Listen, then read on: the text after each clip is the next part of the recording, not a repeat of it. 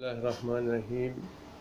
नाजरीन, मैं हूं आपका होस्ट सनाउल्लाह अली। तो जनाब अली, आज हम बात करेंगे एक ऐसी मज़लूम औरत पर जिसको हमारे निज़ाम ने एक गलत सज़ा दी और उसने अपनी ज़िंदगी के 19 साल जेल में गुजार दिए।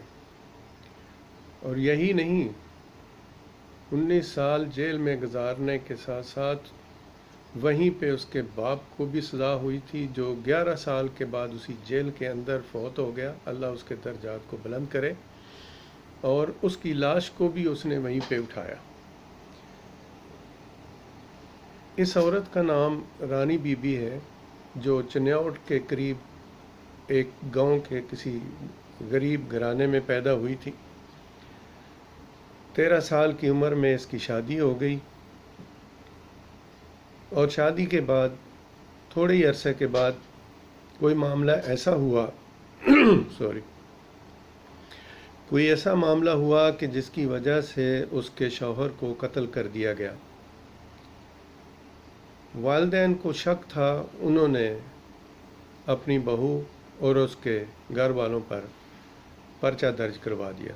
कत्ल की FIR में पुलिस वालों ने भी देखा कि भाई वहाँ से कुछ मिलने वाला तो है नहीं है मुलज़म से, लिहाजा उन्होंने भी एक रवायती तफ्तीश करके उनका चलान जो है वो मुकम्मल करके कोर्ट में पेश कर दिया।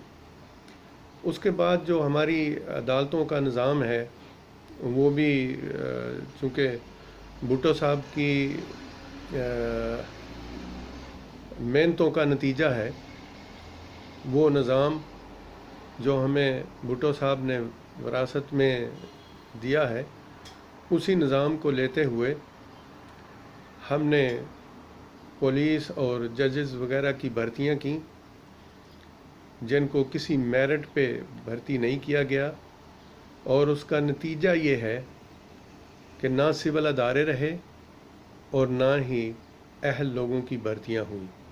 और उसके नतीजे में हर बंदा जो है वो जहाँ से उसे कुछ मिलता है उसमें वो दिलचस्पी लेता है, दूसरी चीज़ में नहीं लेता। तो पुलिस ने ये सोच कर केस को मुकम्मल कर दिया कि भाई मुलज़म तो खाने के लिए उनके पास पैसे नहीं हैं, वो हमें रिश्वत कहाँ से देंगे। तो उन्होंने केस कोर्ट में चालान के समेत पेश कर दिए। अब उसके बाद उनको उम्र कैद की सज़ा हुई। उम्र कैद की सज़ा काटने के लिए वो जेल चले गए और जेल में 11 साल गुजारने के बाद इस औरत का वालिद वहीं पे फौत हो गया।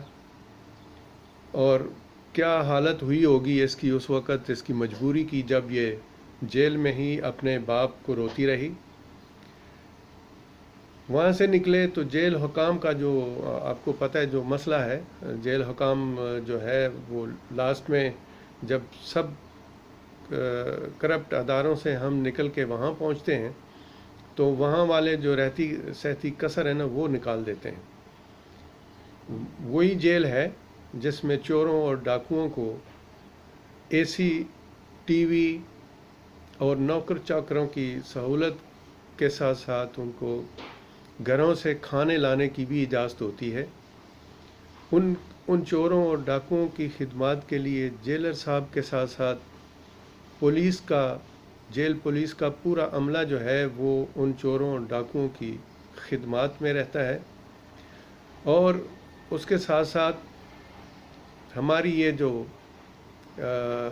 भुट्टो साहब की मेहनत से पैदा करदा अदालतें हैं, जिनमें ऐसे जज साहिबान आए, सब की तो मैं बात नहीं करता हूँ, लेकिन उसमें जो कुछ ऐसे आए जो इस सीट के काबिल नहीं थे, उन्होंने ऐसे चोरों डाकुओं के लिए छुट्टियों के दिन रातों को अदालतें लगाईं।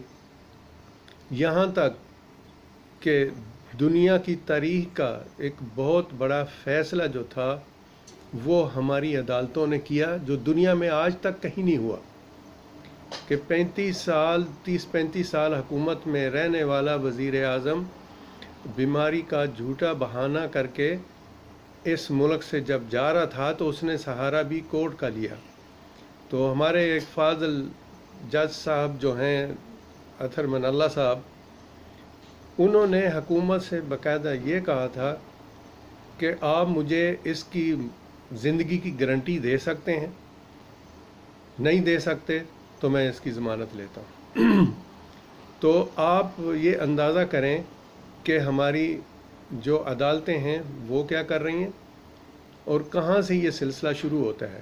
یہ سارا وراثت میں ملا ہوا وہ حصہ ہے جو بھٹو صاحب جاتے جاتے اس پاکستان کے حصے میں ڈال گئے. تو اب میں پوچھتا ہوں کہ وہ عورت جس نے 19 سال گزارے اور اس کے بعد 2017 میں جن جج صاحب نے ان کو باعزت بری کیا، ان کی آنکھوں میں بھی آنسو تھے اور اس فیصلے پہ وہ بڑے رنجیدہ ہوئے. اب یہ عورت جو ہے 2017 میں باعزت بری کی گئی اور کچھ دن پہلے اس عورت نے آ کے عدالت میں اپنی کمپنسیشن کا ہائی کورٹ میں ریٹ کی ہے اور کہا ہے کہ مجھے میری باقی زندگی گزارنے کے لیے مجھے کچھ ضروریات زندگی کی چیزیں پرووائڈ کی جائیں. تو میں حکومت سے ریکویسٹ کرتا ہوں کہ خدا کے لیے ان دونوں کا ساتھ چھوڑ کر ہم خان صاحب آپ کو لائے تھے اور آپ اس نظام کا جو سسٹم ہے اس کو ٹھیک کریں، اور ان لوگوں کو جو تفتیشی تھے، پولیس ڈپارٹمنٹ تھی، وہ لوگ جنہوں نے اس تفتیش کو غلط طریقے سے سبمٹ کیا، ان کو کٹہرے میں کھڑا کیا جائے اور اس عورت کی باقی زندگی کی ضروریات ان کے اخراجات سے لی جائیں. میں دعا کرتا ہوں کہ ہمارے وزیر اعظم صاحب کو اللہ تعالیٰ اس چیز کی توفیق دے اور وہ مظلوموں کے لیے آئے ہیں اور ان کو اللہ تعالیٰ مظلوموں کا ساتھ دینے کی توفیق عطا فرمائے. آج اجازت چاہتا ہوں، باقی حصہ انشاءاللہ میں آج کوشش کروں گا کسی وقت